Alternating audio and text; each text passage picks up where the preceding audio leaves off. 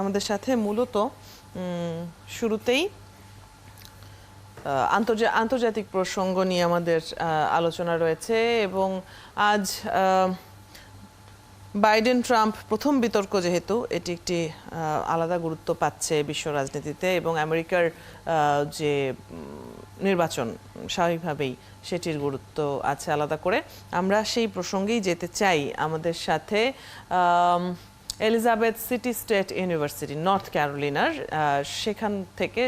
সেখানকার শিক্ষক ডক্টর শ্যামল দাস যুক্ত হচ্ছেন এই মুহূর্তে। শুভ সকাল। এখানে তো সকাল, আপনাদের ওখানটাতে নিশ্চয়ই রাত এখন। আপনাকে স্বাগত জানাচ্ছি একাত্তর সকালে। একটু আলোচনায় যেতে চাই বাইডেন ট্রাম্প প্রথম বিতর্ক আজকে এ নিয়ে। এই বিতর্ক চলছে এবং সেখানে কি বুঝতে পারছেন পরিস্থিতি, বা অনেক ক্ষেত্রেই অনেকেই ট্রাম্পকে এগিয়ে রাখছেন, একটু জেনে নিতে চাই আপনার মতামত। আচ্ছা, ধন্যবাদ। আমি তো শেষ করতে পারিনি, এটা চলছিল। আমি তো এই অনুষ্ঠানের জন্য উঠে আসতে হলো। তো ওভারঅল যেটা দাঁড়িয়েছে আমার কাছে, আমি এমনি একটা জাস্ট আমার অবজারভেশন, আমার মনে হয়েছে যে দুজনেই তাদের জায়গায় থেকে কথা বলার চেষ্টা করছেন, কিন্তু বাইডেনকে কিছুটা শারীরিকভাবে আমার কাছে একটু ট্রাম্পের চেয়ে একটু কিছুটা কিছুটা দুর্বল বলবো না, বাট একটুখানি মনে হচ্ছে যে তার হয়তো অসুস্থতাজনিত কোনো কোনো কারণে একটুখানি থেমে থেমে কথা বলছেন। আগের বার দেখেছিলাম অনেক বেশি স্পিরিটেড মনে হয়েছে। যাক, সেটা তো শারীরিক ব্যাপার, এটা আমাদের বুঝতে অসুবিধা হচ্ছিল না তিনি কি বলতে চাচ্ছেন বা ট্রাম্প কি বলছেন। এখন কতগুলো বিষয় এখানে এসছে যেগুলোতে বিশেষভাবে অনেকগুলো সার্ভে হয়েছে, প্রায় 25টার মতো সার্ভে হয়েছে অলরেডি। তো সেখানে দেখা যাচ্ছে যে অ্যাভারেজে আপনার ট্রাম্প কিছুটা এগিয়ে আছেন। আগে আরো বেশি এগোনো ছিলেন, 41.1% রাইট নাও। আর আপনার বাইডেন 40.9। তো আশা করা হয়েছিল যে ট্রাম্পের ওই যে কনভিকশনটা হয়েছে এরপরে এখানে বাইডেন অনেকটা এগিয়ে যাবেন, কিন্তু বাস্তবে ঠিক অতটা মানে এগোতে পারেননি। এখনো তিনি পিছনেই আছেন ট্রাম্পের। মোটামুটি যেটা দাঁড়িয়েছে যে চারটা মেইন পয়েন্টে তাদের যে আর্গুমেন্টগুলো হচ্ছিল আমি যা ফলো করলাম, একটা হচ্ছে ইনফ্লেশন। সেটা আপনার এন্ড অফ দ্য ডে সব সোসাইটিতে, সব দেশেই এই ইকোনমির ব্যাপারটাই সবার আগে চলে আসে সাধারণ ভোটারদের জন্য। তারপরে আপনার যেটা হয়েছে যে এই ইয়ের পরেই আপনার এসেছে ইমিগ্রেশনের বিষয়। এই দুই জায়গায় ট্রাম্প 14 এবং 12 পয়েন্ট বেশি পেয়েছেন বাইডেনের চেয়ে। আর বাইডেন যেখানটায় পেয়েছেন অ্যাবর্শন এবং এক্সট্রিমিজম, এই এই দুটো ক্ষেত্রে বাইডেন দেখা যাচ্ছে যে ট্রাম্পের চেয়ে 9 পয়েন্ট করে এগিয়ে আছেন। সো এই এই দুটোর এই চারটা মূল বিষয়, এর এর সাথে এসছে আপনার আরো অনেকগুলো বিষয় এসছে, যেমন ধরুন গাজা, ইউক্রেন যুদ্ধ, এই সমস্ত বিষয়। এবং দুজনেই এখানে গাজার ব্যাপার, দুজনেই দেখা যাচ্ছে যে ইসরায়েলের প্রতি খুব দরদ। এটা আমেরিকান ফরেন পলিসির একটা অংশ। কিন্তু দেখা যাচ্ছে যে একজন আরেকজনকে ব্লেম করছে যে কে কার আমলে কতটুকু ইসরায়েলের প্রতি অনুগত ছিল, ইসরায়েলকে প্রমোট করতে পেরেছে। সেখানে ট্রাম্প বলছেন যে বাইডেন প্রচুর এটা ঠিক মিসহ্যান্ডেল করেছেন তিনি জিনিসটা, এবং তিনি একজন ব্যাড প্যালেস্টাইনি। অর্থাৎ তিনি বলছেন যে বাইডেনের কথাবার্তাগুলো অনেকটা প্যালেস্টাইনিদের মতো, কিন্তু তিনি তাকে প্যালেস্টাইনিরা বিশ্বাস করে না, কারণ তিনি ব্যাড প্যালেস্টাইনি। এটা হচ্ছে ট্রাম্প অনেক সময় নানান ধরনের রিটোরিক্যাল কথাবার্তা বলেন, এবং এটা এটা এটা তিনি বলেছেন। আর বাইডেনের কথা হচ্ছে যে ট্রাম্পের সময় ট্রাম্প প্রচুর পরিমাণে কনফ্লিক্ট দিয়ে রেখেছিলেন ইরানের সাথে, নানান ধরনের সম্পর্ক করার চেষ্টা ছিল। তো এইগুলো মিলিয়ে তারপরে যেটা দাঁড়িয়েছে আলটিমেটলি এখন এই এই বিষয়টা একটা খুব গুরুত্বপূর্ণ বিষয়। ট্রাম্পের কিন্তু একটা খুব সিগনিফিক্যান্ট কথা তিনি বলেছেন যে আমরা কেন এইসব, এই যে ইউক্রেনে আমরা ন্যাটোকে আমরা পয়সা দেবো কেন, যেখানে ইইউ বা অন্যান্য এরা এরা তেমন কোনো পয়সা করে দিচ্ছে না।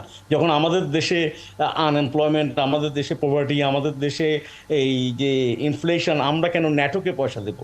এবং এই ন্যাটোকে পয়সা দেওয়ার পরে যদি তিনি ইসরায়েলকে দেওয়ার কথাটা আর বলেননি, তিনি বলছেন যে ন্যাটোকে তিনি পয়সা দিচ্ছেন কেন। তাতে বোঝা যাচ্ছে যে তাদের ওই ইসরায়েলের ব্যাপারে দুজনেরই কিছু ইয়ে আছে, কিছু মানে দুজনেরই সমর্থন আছে ইসরায়েলের প্রতি, এটা বোঝা যায়।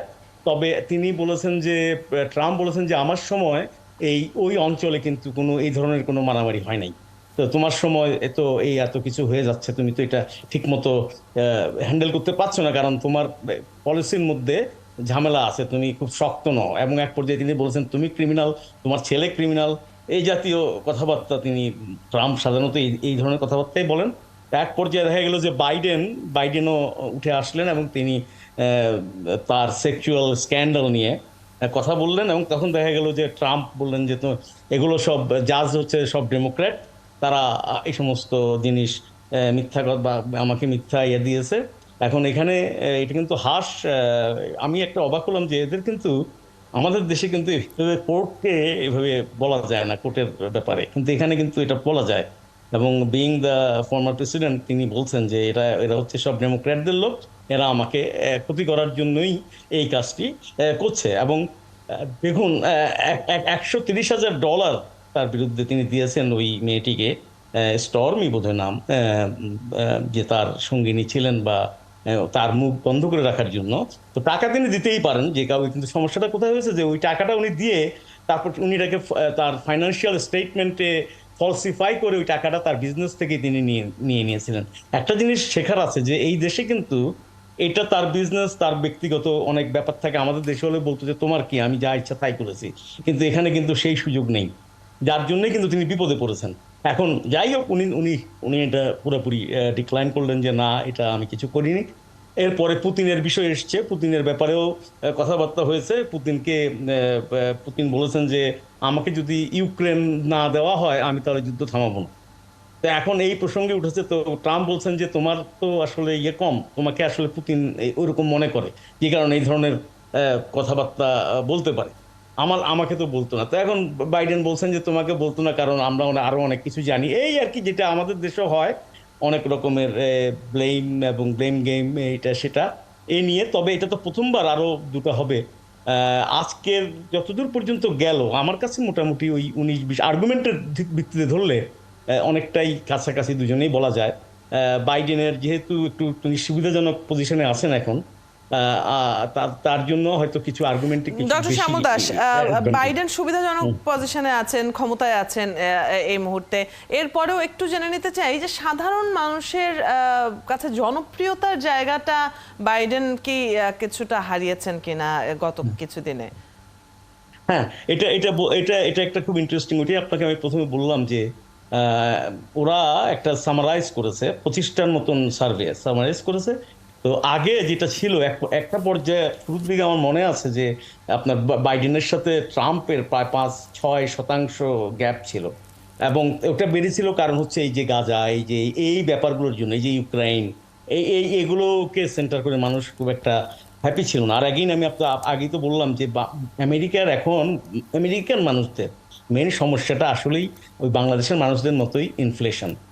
এবং এটা 20% বেড়েছে জিনিসপত্রের দাম, আর ঘর বাড়ির দাম বেড়েছে 30%, এই CNN ওটা বলছিল।